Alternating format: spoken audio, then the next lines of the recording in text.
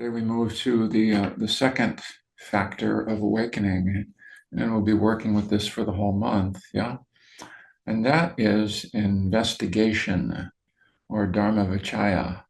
And hmm, investigation is one of those tricky ones for us um, because we have our own associations to investigation, which are different, quite different than investigation as it's understood in these practices.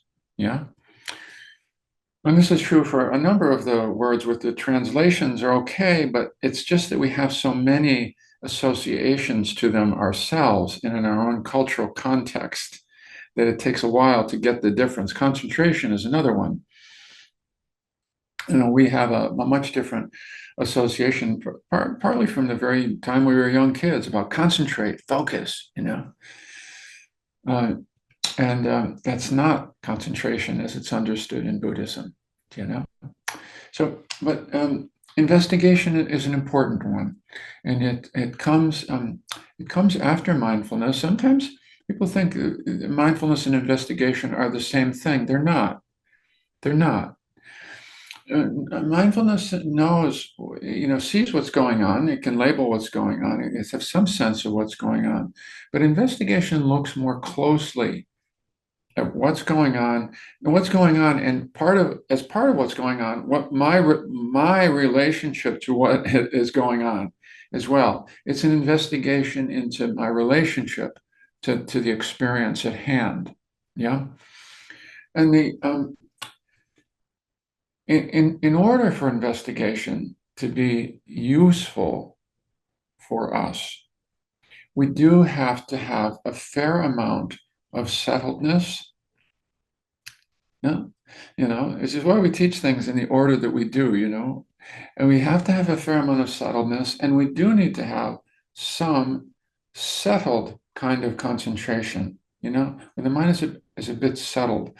Because in order to investigate, there needs to be a certain amount of calm, a certain amount of balance, a certain amount of non-sticky reactivity going on in there. We need to have a clear pathway to look more clearly what's going on. Otherwise, what happens is, and this goes on, we all recognize this.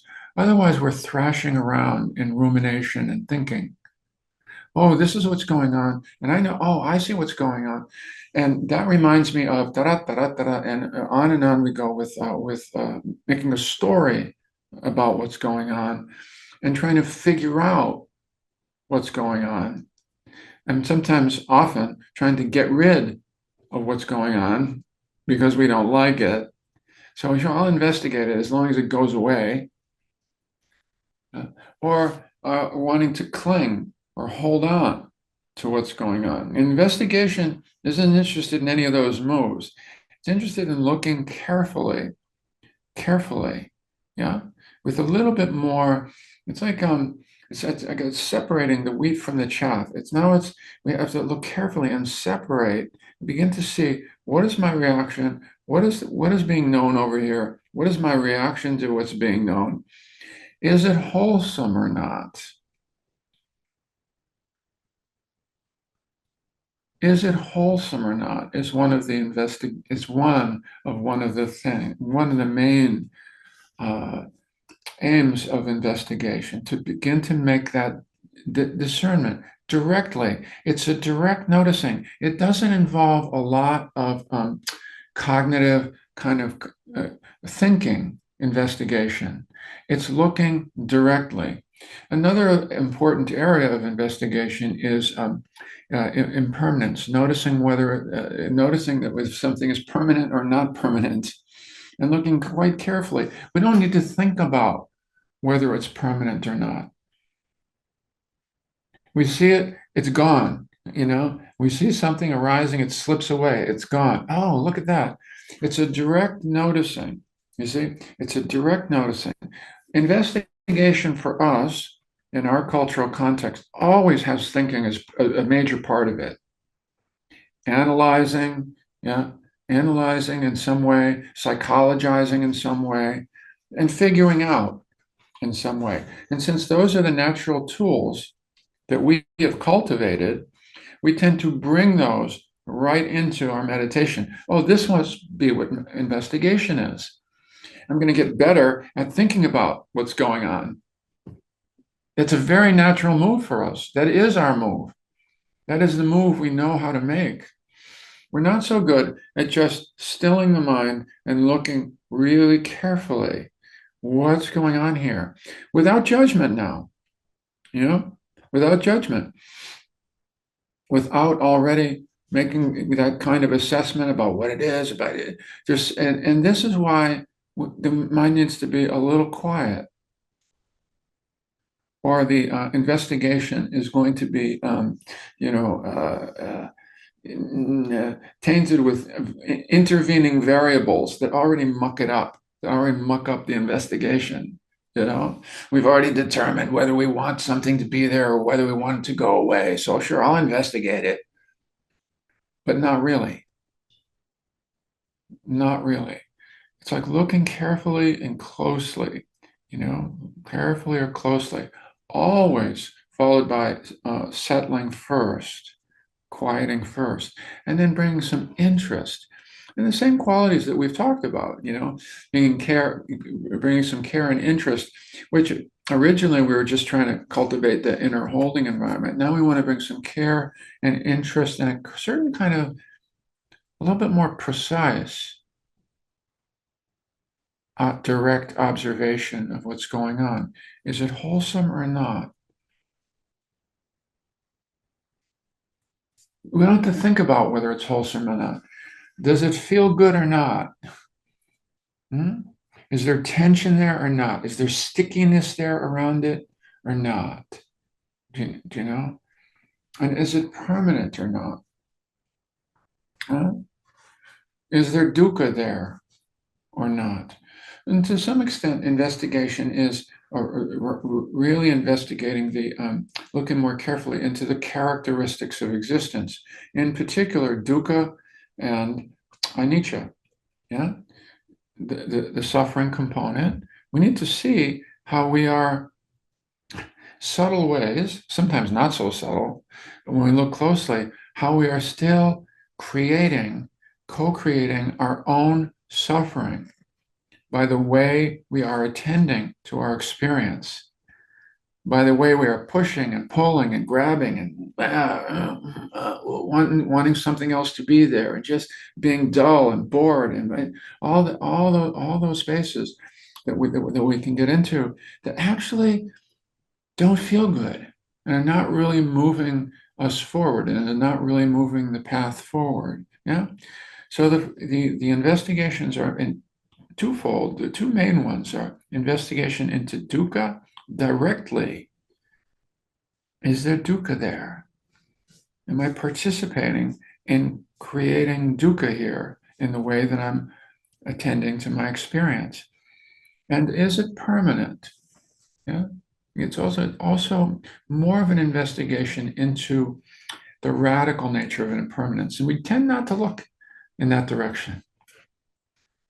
Investigation is looking at some of the structure of the mind rather than the content of the mind. And we are content junkies, really.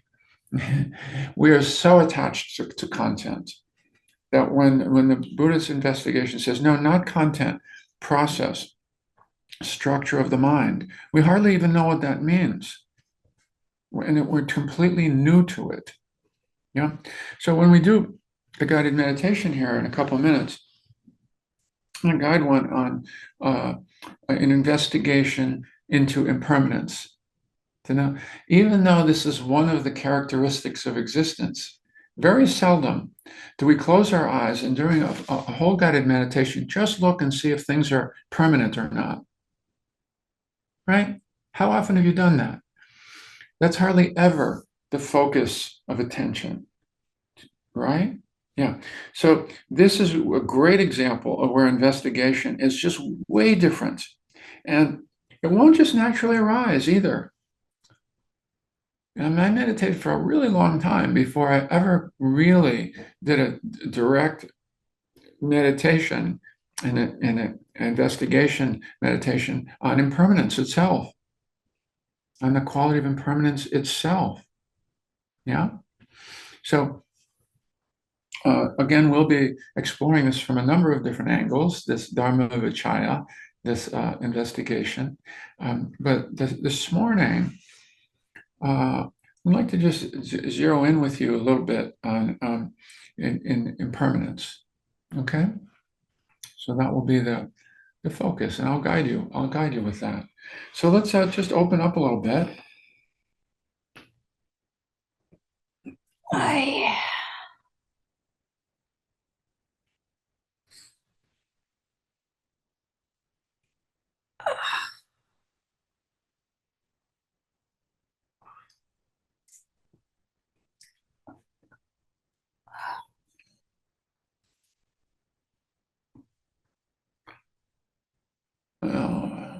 Whatever needs a little extra attention, wherever you're carrying tension, yeah, tightness, stiffness.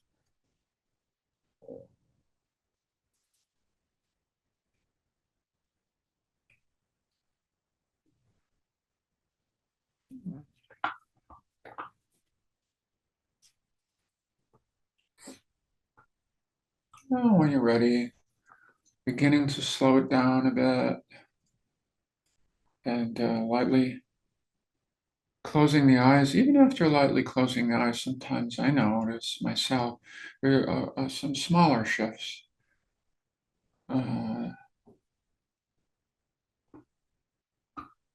that need to be addressed in order to settle a little bit more, get a little more comfortable, a little bit more aligned there.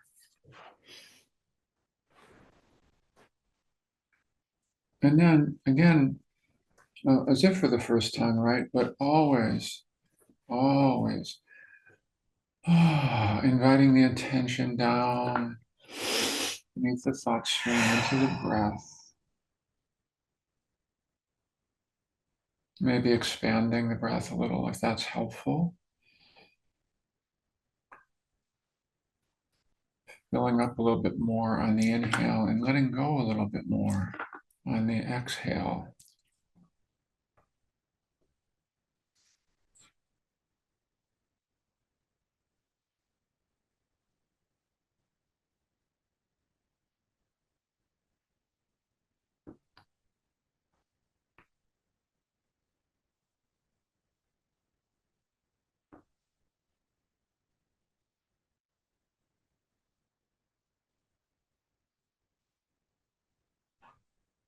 And settling just a little bit more with each exhale.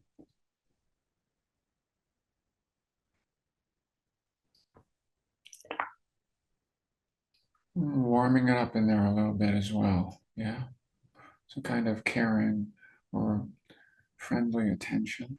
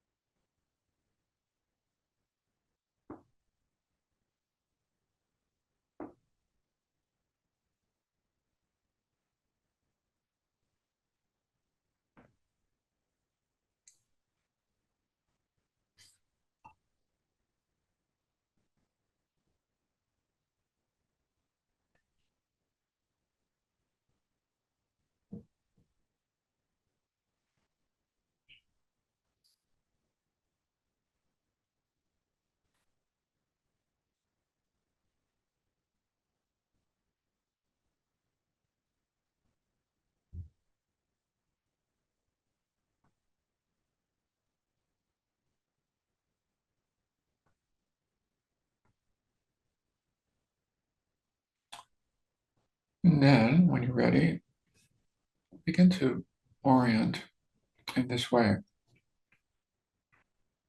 And the general direction of the practice is this, as if it doesn't really matter right now what is going on in your experience or what you're attending to, although we will keep Stay for now in the vicinity, what we say in the vicinity of the breath, of the body breathing.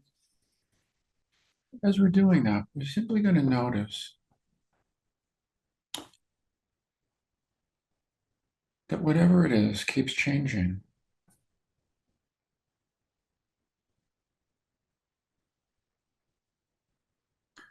You need to notice the changing nature of experience, regardless of what it is. Well, first, we can just stay right with the breath and notice the changing nature of the breath.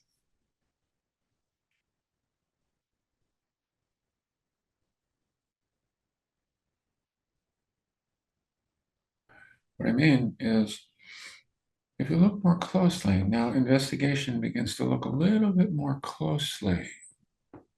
It's like if you had, a camera and you wanted to zoom, more like zoom in, that dial that zooms in a little bit more. And if we don't zoom in, it's just like this is one breath, it's one out breath and one in breath. And we can experience that way, almost as if it's, you know, kind of one thing, one experience. But now looking carefully, notice how even in one exhale, how many little changing sensations are there.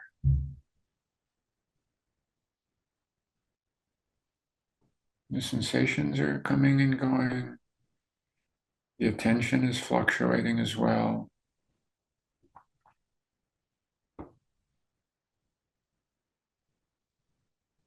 Just noticing how there's nothing completely steady there anywhere. Really just a series of changing moments of experience.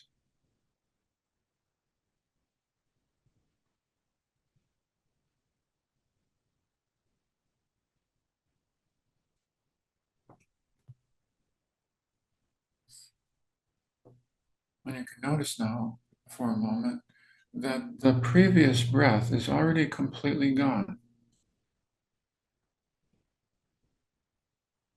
Now, the next breath is not here yet, but this one is, this one right here. I'm going to get a little closer to the present moment experience, right? Staying with this very breath. And notice how it keeps changing.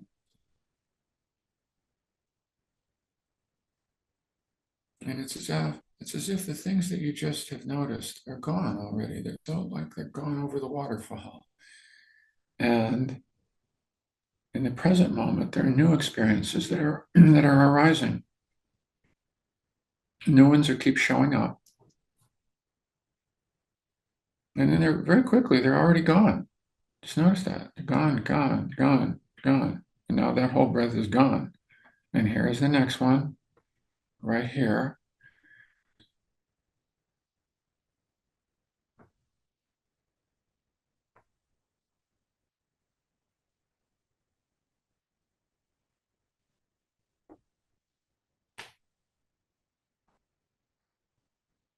It requires a kind of a keen and balanced and non-preferential or non-judgmental attention just to notice directly changing experience.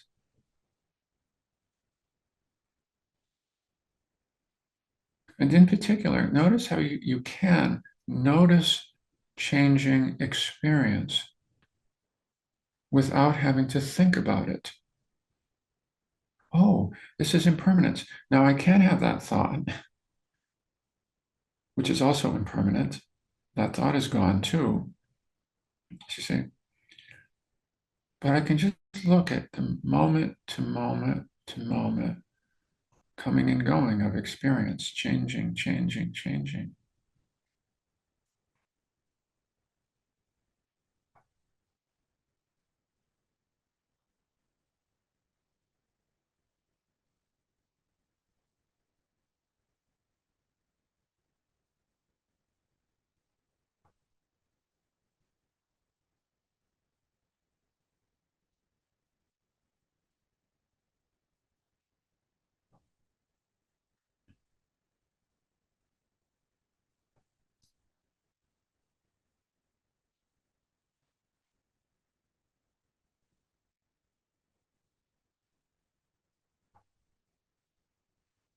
We understand in a general way, all of us do, that everything is impermanent, everything is changing.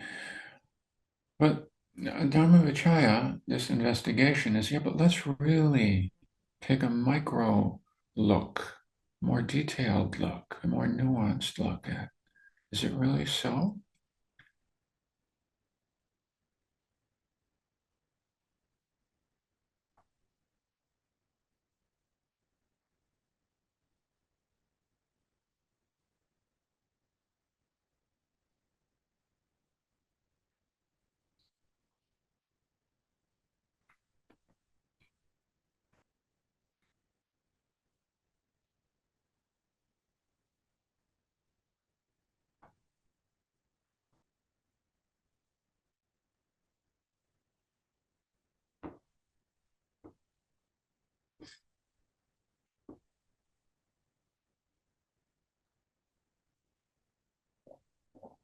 So we're taking ordinary level of attention or mindfulness and refining it,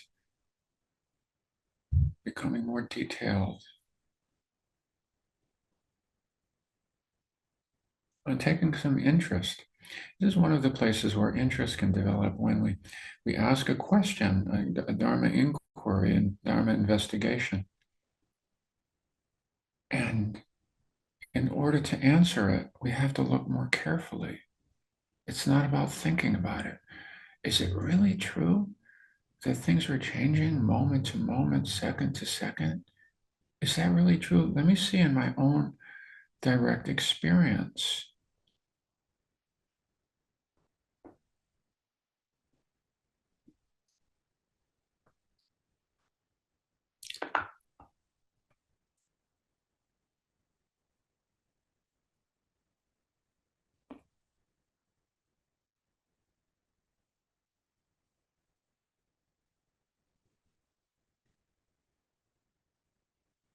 And then you could widen this and to include, say, body sensations, any body sensations that you're aware of.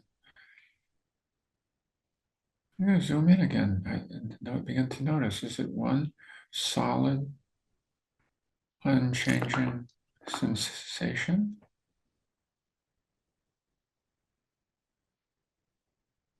Or is it kind of moving around in there?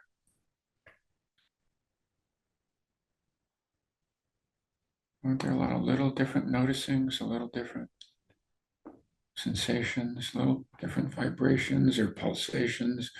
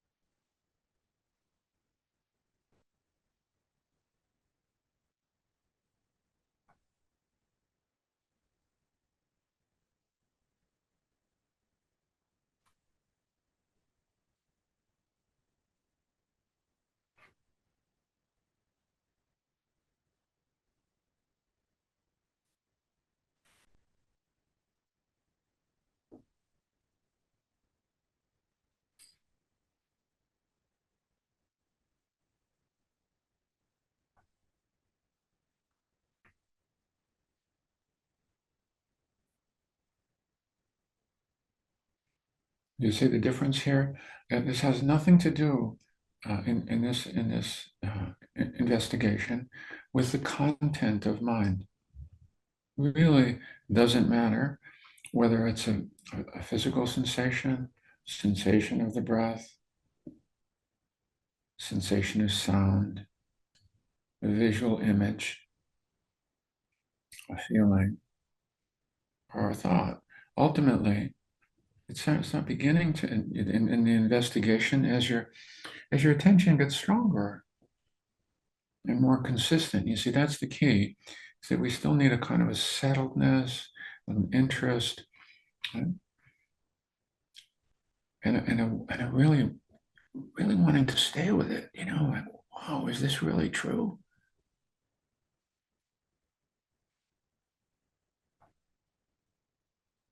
And you can begin to see moment after moment Nothing is staying.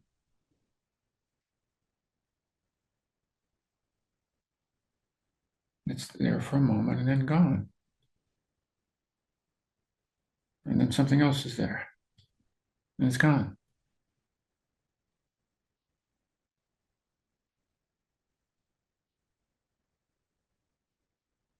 Now I can have the same thought 6 times in a row, but that's the first five are gone then.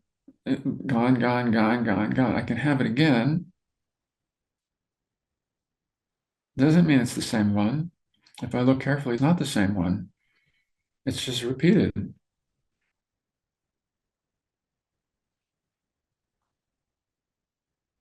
And the first ones vanish.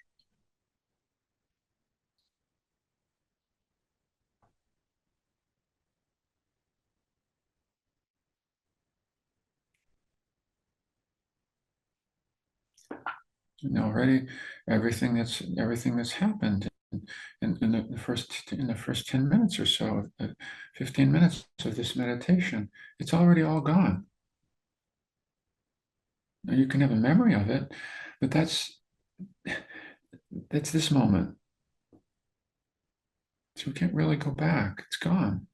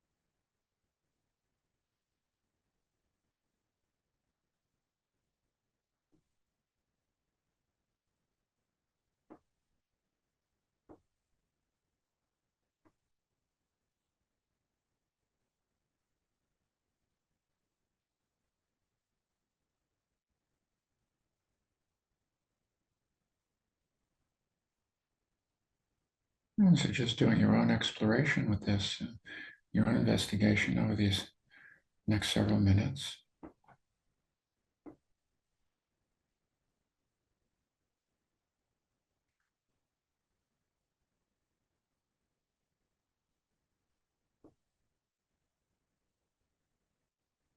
Settling back. We can get a little intense with this kind of investigation too, we don't want to tighten up. Just settling back and noticing that no matter how you position yourself with your attention, no matter what those inner moves are, whatever the content is, it's very quickly arising and then gone. But the good news is the next thing keeps arising too, but it doesn't stay.